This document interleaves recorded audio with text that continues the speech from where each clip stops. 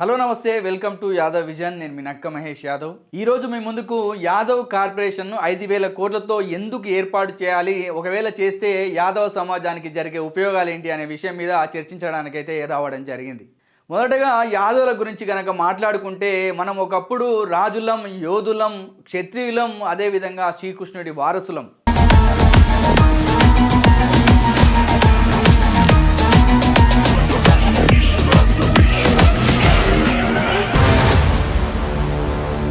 మధుర, ద్వారకా వంటి మహానగరాల్లో మన రాజ్యాలు కూడా వెలుగొందాయి.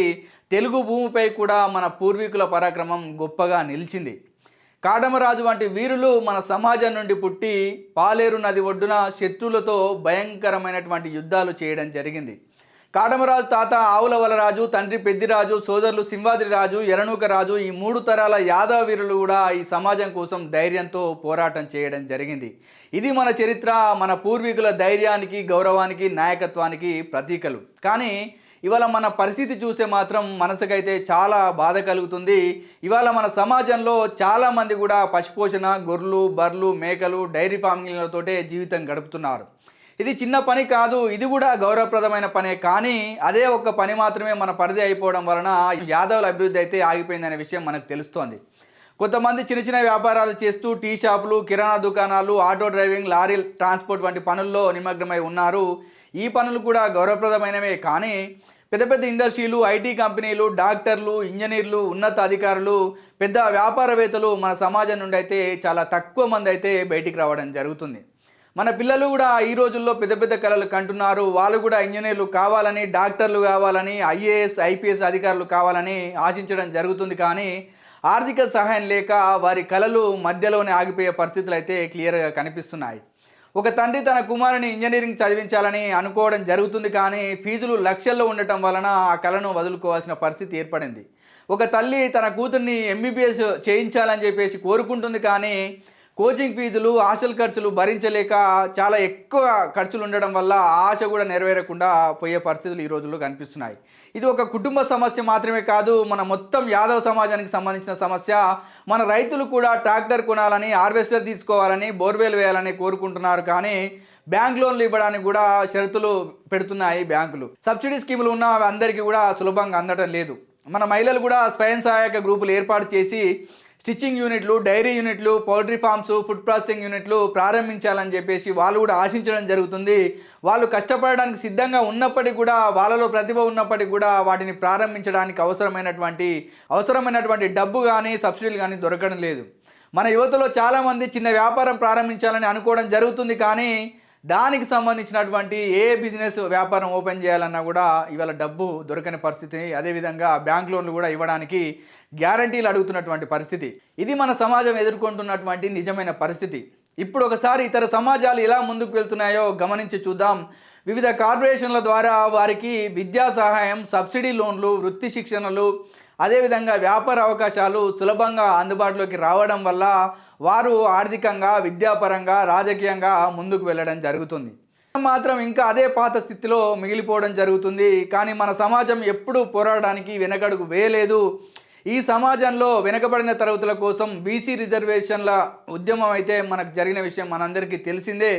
రిజర్వేషన్ల పితామహుడు బీపీ మండల్ దేశమంతా తిరిగి వెనుకబడిన వర్గాల పరిస్థితిని అధ్యయనం చేసి మండల్ కమిషన్ నివేదికను రూపొందించడం జరిగింది. ఆ నివేదిక ప్రకారం బీసీ వర్గాలకు ఉద్యోగాలు మరియు విద్యలో 27% రిజర్వేషన్లు ఇవ్వాలని సూచించడం జరిగింది. కానీ ఆ నివేదికను అమలు చేయడం అంత సులభం కాలేదు. దానికి పెద్ద పోరాటం చేయాల్సినటువంటి సందర్భం ఏర్పడ్డది. ఆ పోరాటంలో యాదవ నాయకులు కీలక పాత్ర పోషించారు. ములాయం సింగ్ యాదవ్ ఉత్తరప్రదేశ్లో బీసీ వర్గాల హక్కుల కోసం నిరంతరం పోరాటం చేశారు.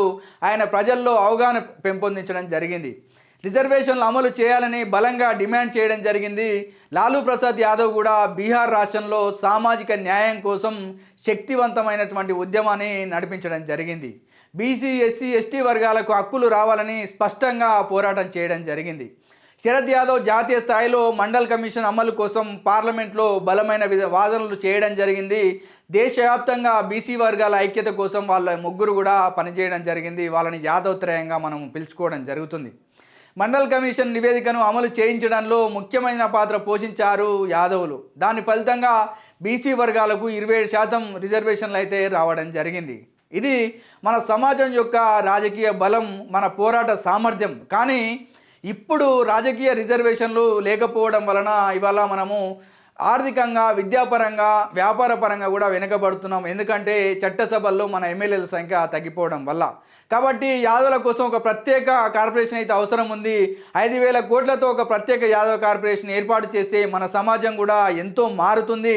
మన పిల్లలకు స్కాలర్షిప్లు అందుతాయి, ఉచిత కోచింగ్ సెంటర్లు అందుబాటులోకి వస్తాయి, తక్కువ వడ్డీ లోన్లు లభిస్తాయి.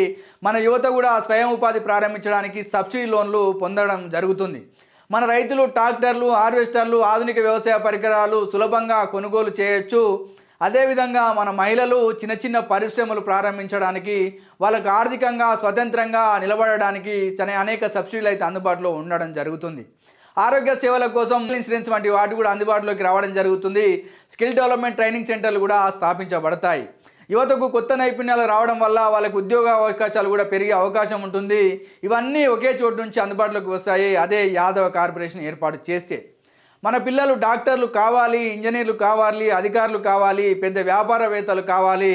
మన రైతులు కూడా ఆధునిక వ్యవసాయం చేసి సంపదని సంపాదించాలి. మన మహిళలు కూడా ఆర్థికంగా బలపడాలి. ఇవన్నీ సాధ్యం కావాలంటే యాదవ కార్పొరేషన్ అయితే కంపల్సరీ కావాల్సినటువంటి అవసరం అయితే ఉంది. కాబట్టి ఇప్పటికైనా యాదవ నాయకులు, యాదవ సమాజం అంతా కూడా మేల్కొని డిమాండ్ చేయాల్సినటువంటి అవసరం ఉంది. ప్రతి గ్రామంలో, ప్రతి మండలంలో, ప్రతి జిల్లాలో యువత అంతా ఒక్కటై, అదేవిధంగా సామాజిక కార్యకర్తలు, యాదవ నాయకులు అందరూ కూడా ఒక్కటై యాదవ కార్పొరేషన్ని డిమాండ్ చేయాల్సినటువంటి అవసరం అయితే మనకు ఉంది.